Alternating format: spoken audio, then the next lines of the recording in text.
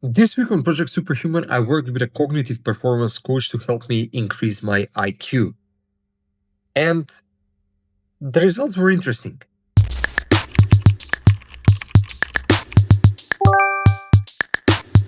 Have you ever felt like your brain just wasn't working at full capacity?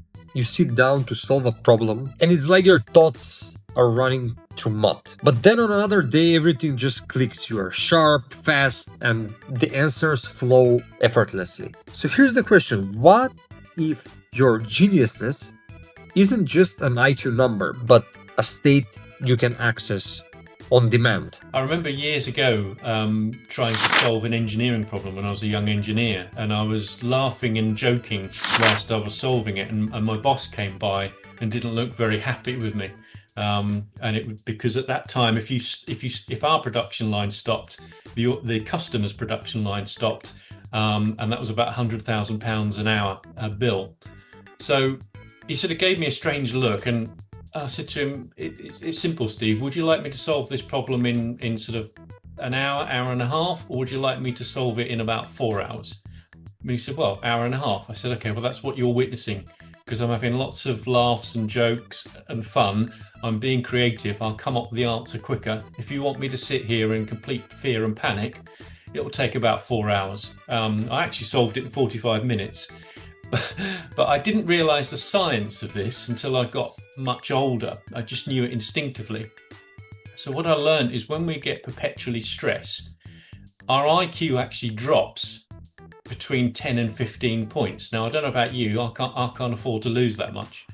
So the thing I was going to share with you today is really simple, but it's a great tool that you can do just for a short period of time every day. I experimented with a technique that quite literally unlocked more of my mind's potential. And today I'll show you how you as well can do that in less than 2 minutes per day.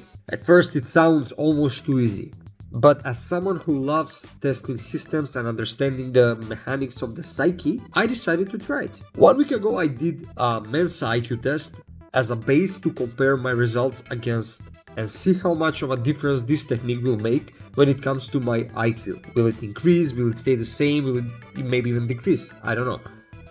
Today, before taking the Mensa IQ test, 30 seconds I thought about people I deeply love. 30 seconds I recalled one of my proudest accomplishments. For another 30 seconds I revisited a joyful memory that made me smile. And the last 30 seconds I visualized my highest aspirations and the life I'm building. I even added humor by remembering a funny memory, a joke I heard on a stand-up show, and you can do it with just a light-hearted thought, or maybe just revisiting a memory that made you laugh. After 2 minutes of doing that, I dived fully into doing the second take of the Mensa IQ test and see how much of a difference this technique actually makes. Now the result, as I said, was really interesting. My IQ score didn't necessarily rise, but my speed and clarity did significantly. I wasn't smarter, I was sharper. My brain moved faster, my answers were faster, even though at the end I started slowing down a little bit. So what's happening here? When you focus on love, joy, and aspiration, your brain releases dopamine, serotonin, and oxytocin. These are neurochemicals that reduce stress and activate your prefrontal cortex, the part of your brain responsible for logic, creativity, and problem solving.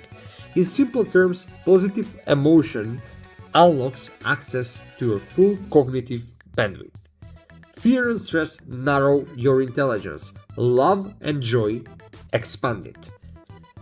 When you are not in a stress mode, you can actually access more of your cognitive potential and you can think sharper, you can come up with solutions.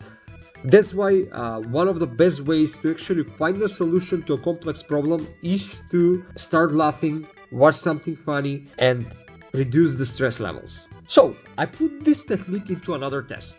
I took a problem that's seemingly impossible to solve, and I tried to use my IQ accompanied with this technique to see if I can find a solution. A solution that majority of the world seems to not be able to find.